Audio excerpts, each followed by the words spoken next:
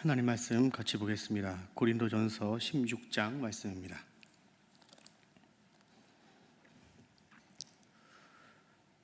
고린도전서 16장 15절부터 18절까지 말씀 우리 한 절씩 교독하겠습니다. 신약 285페이지입니다. 형제들아, 스데바나의 집은 곧 아가야의 첫 열매요 또 성도 섬기기로 작정한 줄을 너희가 아는지라. 내가 너희를 권하노니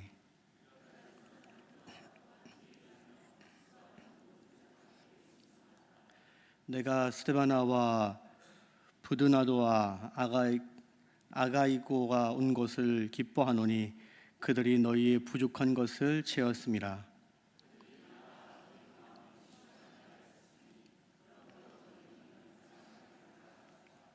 아멘. 연말이 되면은 연세가 지긋하신 권사님들께서 찾아오십니다.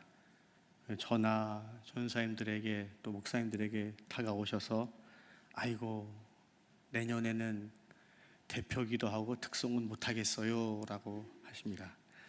그러면 어떻게 해서든지 설득을 해서 하셔야 합니다. 나가는 것 자체가 은혜입니다 라고 이야기합니다. 그리고 말은 그렇게 담대하게 하지만 사실은 걱정을 많이 합니다. 괜히 나오셨다가 쓰러지는 것은 아닌가, 무슨 순서를 맡아서 하시다가 버벅대는 건 아닐까, 그러면 본인이 더 힘들어 하실 텐데 라는 여러 걱정을 합니다. 근데 오늘 윤효수 권사님께서 기도하시겠습니다 하고 첫 멘트를 날리실 때부터 오늘은 됐구나 라는 생각이 들었습니다. 늘 감사드립니다. 상무뿐만 아니라 나이가 다 드신 분들은, 저도 외할머니랑 신앙생활을 한교에서 같이 해서 하는데 이게 참 어렵습니다. 젊은 사람도 어려운데 그럼에도 불구하고 순종해서 이 은혜의 자리를 채워주신 것에 대해서 늘 감사의 말씀을 드립니다. 여러분, 교회가 해야 될 가장 중요한 일이 무엇일까요? 이 땅에서 교회가 감당해야 될 여러 가지 사역이 있겠지만 가장 중요한 것은 구원을 이루는 것입니다. 교회가 지역사회에 선한 영향을 미치고 또 교회 안에 들어오면 또 재미가 있고 유익하고, 또 신앙생활을 하다 보면 인생의 어떤 고비가 있을 때마다 신앙 안에서 그 인생의 문제를 해결해 나가는 어떤 기쁨도 있습니다. 그런데 그런 모든 일들이 있다 하더라도 교회 안에서 구원을 받지 못한다면 다른 좋은 모든 것을 다 한다고 하더라도 교회가 교회의 역할을 잘 감당하지 못하고 있는 것입니다. 구원이야말로 이 땅의 교회가 믿음의 공동체가 있어야 될 가장 중요한 이유입니다. 그렇다면 사람들은 어떤 방식으로 교회에서 구원을 얻으며 살아왔을까요? 출애굽기 14장에 보면은 이스라엘 백성이 애굽을 떠나 홍해를 건너는 장면이 나옵니다. 이때부터 세상의 모든 사람들은 두 부류로 분명하게 나눠지게 됩니다. 하나는 하나님의 백성이고 또 다른 하나는 그렇지 않은 이방 민족으로 세상이 둘로 구별되게 됩니다. 구분되죠. 여러분, 이 중에서 구원은 어디에 있을까요? 당연히 이스라엘 백성 안에, 믿음의 공동체 안에 구원이 있습니다. 이런 모습이 바로가 겪었던 재앙에 잘 드러나 있습니다. 우리 성경 한 구절 찾아보겠습니다. 출애굽기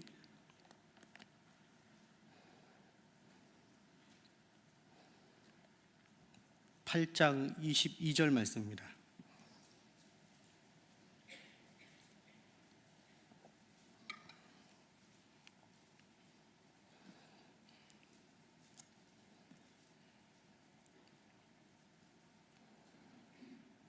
출애굽기 8장 22절 같이 읽겠습니다. 시작. 그날에 나는 내 백성이 거주하는 고센 땅을 구별하여 그곳에서 파리가 없게 하리니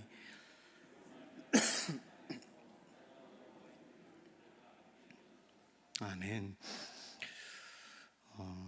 하나님께서 개구리 재앙을 내리시고 파리 재앙을 내리시고 우박을 내리십니다.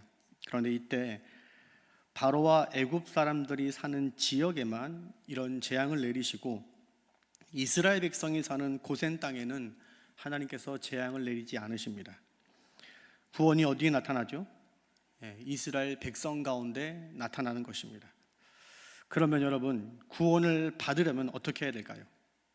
민족이 중요한 것이 아니라, 나라가 중요한 것이 아니라 믿음의 공동체 안으로 들어오는 것이 바로 구원을 받는 방법이었습니다. 그것이 구약 성경에서 많은 사람들이 하나님의 구원을 경험하는 방법이었습니다. 믿음의 공동체 안으로 들어오는 것, 그것이 구원을 얻는 방법이었죠. 하나님이 이스라엘 공동체 가운데 함께 있기 때문에, 믿음의 공동체 그곳에 하나님이 임재하시기 때문에 믿음의 공동체 안으로 들어오는 것이 바로 구원을 얻는 방법이었습니다. 여러분, 지금도 구원에는 이러한 성격이 있습니다. 우리 영혼이 거듭나고 하나님 안에서 거룩해지고, 또 마음과 영혼 가운데 우리의 죄악을 깨끗이 씻어내서 점점 더 하나님의 구원을 이루어 가기 위해서는 믿음의 공동체 안으로 들어와야 합니다. 여러분, 믿음의 공동체 안으로 들어오면 어떻죠? 따뜻함과 사랑을 그 공동체 안에서 경험할 수 있습니다. 그런데 그것만 경험하는 것이 아니라 불편하고 가슴 철렁한 일도 많이 경험하게 됩니다. 이스라엘 백성이 처음 애굽을 떠났을 때 아마 백성들 마음에는 처음에는 그 신앙을 시작하는 여정 가운데 기쁨이 있었을 것입니다. 이 지긋지긋한 400년 가운데 있었던 이 애굽 땅에서 벗어나 이 자유를 만끽하는 그 기쁨이 이스라엘 백성 가운데 마음에 있었을 것입니다. 바로에게 10가지 재앙을 하나님께서 내리시고, 그 10가지 재앙을 만난 그 바로가 두 손 두 발을 다 들고 이스라엘 백성을 내어 보낼 때 그 백성들의 기쁨이 얼마나 컸겠습니까? 그러나 금세 이스라엘 백성은 홍해 앞에 이르게 됩니다. 저 멀리서는 바로의 군대가 뒤쫓아오고, 그리고 나는 앞으로 전진할 곳이 없을 때, 그때 답답한 마음이 생겼을 것입니다. 어떤 사람들은 무슨 방법이 있겠지 그런 생각을 했겠지만, 대부분의 많은 사람들은 결국 우리가 여기서 죽게 될 것이구나 라고 이야기했습니다. 여러분, 믿음의 공동체 안에 있는 것은 때로는 괴로운 일입니다. 그러나 여러분, 믿음의 공동체 안에 있을 때 하나님의 구원의 손길을 경험할 수가 있습니다. 홍해를 가르고 이스라엘을 구원하신 하나님의 손길을 경험하게 됩니다. 애굽에 있었으면은 절대로 이 하나님의 손길을 경험하지 못했을 것입니다. 조금은 편했을 수는 있었지만 하나님의 능력과 하나님이 누구인지를 경험하는 그 일은 바로 믿음의 공동체 안에 있을 때 경험하였던 것입니다. 여러분, 믿음의 공동체 안에 있을 때는 힘겨운 일이 있습니다. 저마다 생각이 다르고, 또 신앙의 수준이 다르고, 때로는 서로 다른 곳을 바라보기도 합니다. 그러나 하나님은 지금도 믿음의 공동체 안에서 그 공동체를 사랑하시고 그 공동체 안에서 역사하십니다. 바라건대 우리의 발이, 또 여러분의 마음이 믿음의 공동체를, 교회를 향하기를 축복합니다. 그때 하나님이 우리 인생마다 이스라엘 백성 가운데 그랬던 것처럼 믿음의 공동체 안에 있는 우리 각 사람에게 구원의 손길을 펼쳐주실 것입니다. 여러분, 구약에서 이렇게 구원을 얻는 방법은 믿음의 공동체 안으로 들어오는 것이었습니다. 그런데 신약에서는 하나님이 구원을 베풀기 위해서, 하나님의 구원의 역사를 써나가기 위해서 또 다른 방식을 채택하십니다. 바로 안으로 모이는 것이 아니라 바깥으로 흩어지는 것입니다. 이 흩어지는 것에 대해서 하나님의 의지가 굉장히 강력했습니다. 흩어져도 되고 또 흩어지지 않아도 되고가 아니라 이 흩어지는 것에 대해서는 하나님의 의지와 뜻이 굉장히 강력했습니다. 사도행전 7장에 보면은 스데반이 성령의 충만함을 받고 설교를 했습니다. 그런데 그 설교의 결과가 굉장히 비참했습니다. 설교자가 그 자리에서 돌에 맞아 죽게 된 것입니다. 그리고 이 사건을 기점으로 믿음의 공동체의 대대적인 박해가 시작되었습니다. 사람들이 결정을 해야 됐어요. 믿음을 버릴 것인가, 아니면 내 집을 버리고 떠날 것인가. 믿음을 간직하고 그 자리에 있다가는 스데반처럼 죽게 될 것이 뻔했기 때문에 둘 중에 하나를 선택해야만 했습니다. 많은 사람들이 집을 버리고 신앙을 선택했습니다. 예루살렘을 떠나 유대와 사마리아 땅으로 사람들이 흩어지기 시작했습니다. 여러분, 이때 하나님의 마음이 얼마나 아팠을까요? 스데반이 돌에 맞아 죽어갈 때 사람들이 믿음 때문에 삶의 터전을 잃고 피난길에 오르고 있을 때 그 모습을 바라보는 하나님의 마음은 정말로 마음이 아팠을 것입니다. 하지만 하나님은 그 마음 아픈 것을 품고도 하나님의 교회가 흩어지는 일에 대해서 계속해서 그 일을 진행하셨습니다.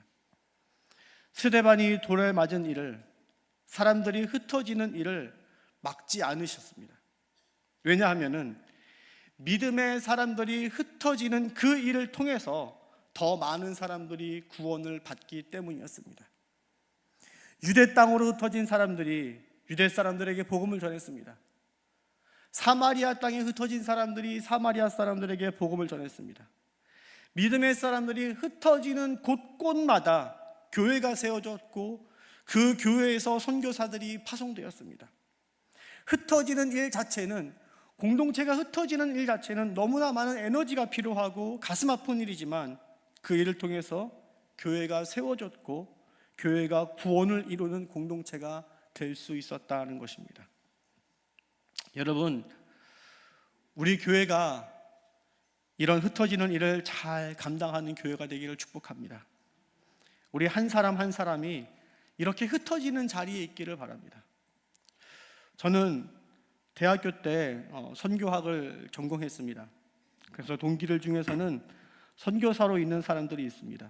어떤 동기는 아프리카로, 어떤 동기는 태국으로, 어떤 동기는 요르단으로, 인도로 몇 년씩 선교를 다녀오거나 아직도 선교지에 있는 동기들이 있습니다. 그런데 이 친구들이 한 가지 공통점이 있습니다. 다들 장기 선교사로 헌신하기 이전에 그 땅을 밟아본 경험이 있다는 것입니다.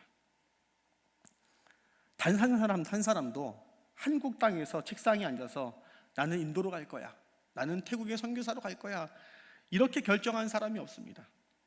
짧게는 한 주, 길게는 한 달씩 그 땅에 머물러 보면서 그곳의 음식을 먹고 그곳 사람들을 만나면서 어떨 때는 물이 맞지 않아서 설사를 해가면서, 그러면서 그 땅에 있는 동안 그 땅에 대한 소명을 갖는 사람들이 대부분이었습니다. 여러분, 믿음의 사람이 흩어지는 자리에는 반드시 하나님의 마음이 있습니다. 그 땅과 그 현장에 갔을 때만 느껴지는 하나님의 마음이 있습니다. 여러분, 제가 1년 동안 한인교회에 있으면서 많은 단기 선교팀을 받아본 적이 있습니다. 사랑의 교회부터 시작해서 굵직굵직한 교회들이 제가 섬기는 교회와 지역을 찾아왔었습니다.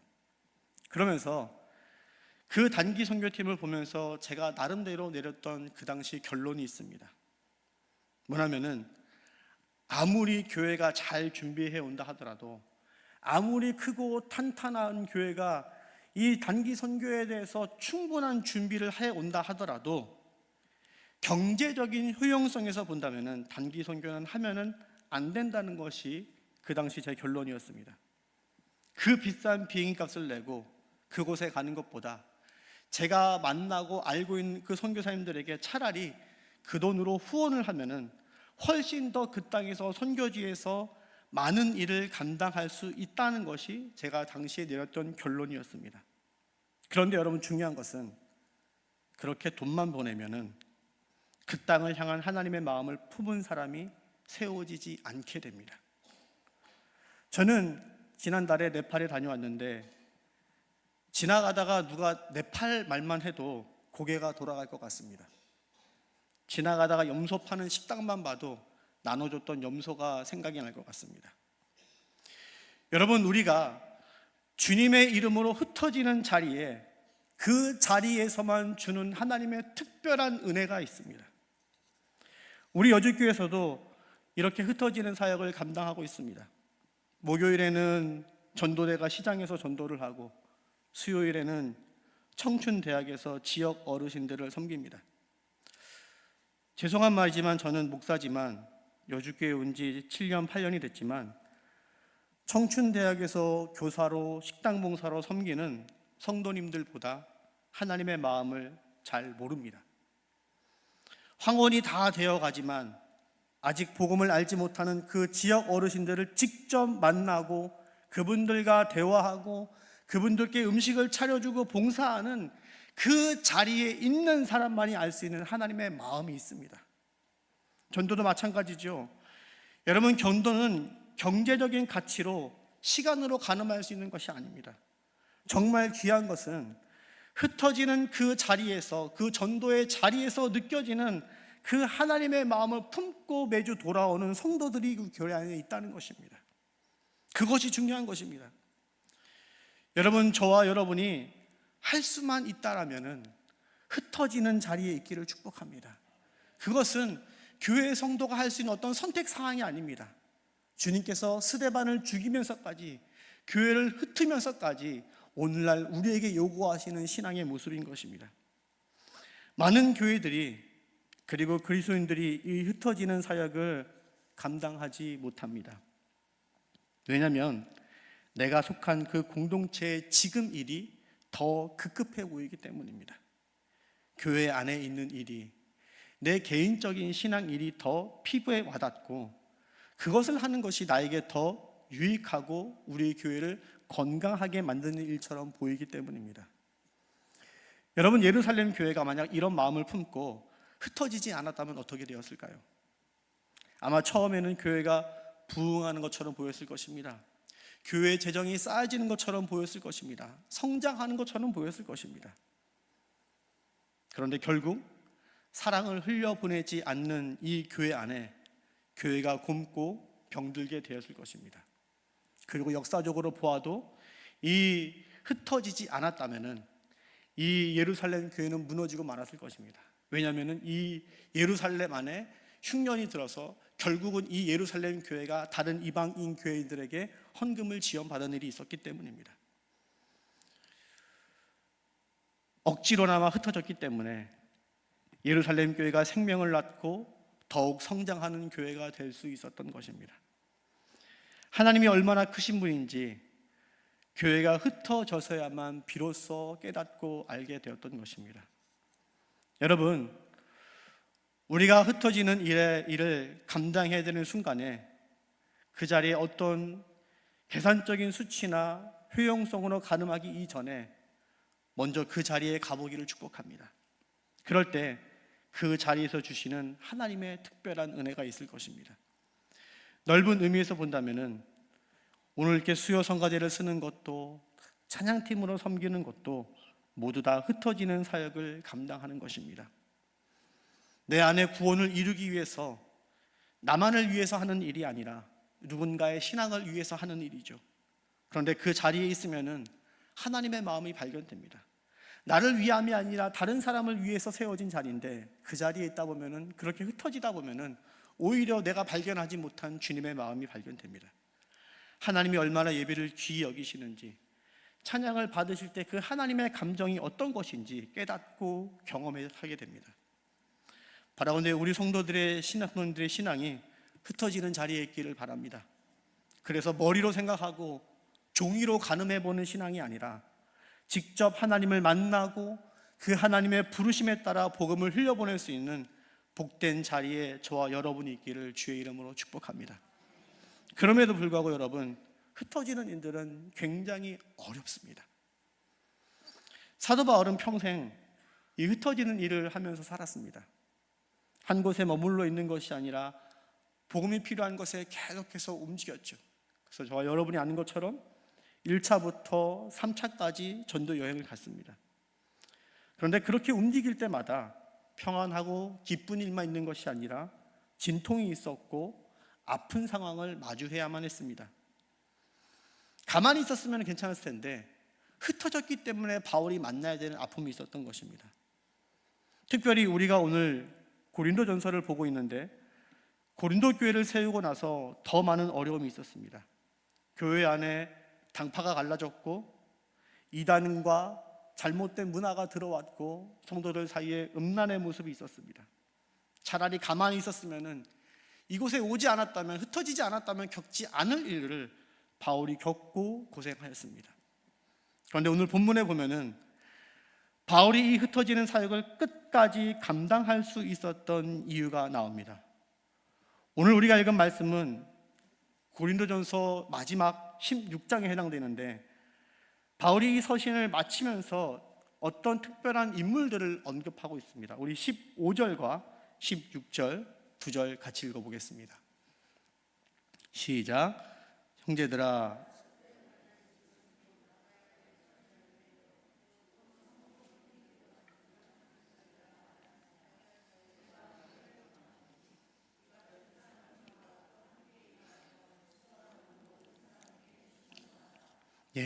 바울이 스데바나라는 한 인물을 언급합니다. 그러면서 스데바나를 아가야의 첫 열매라고 이야기합니다.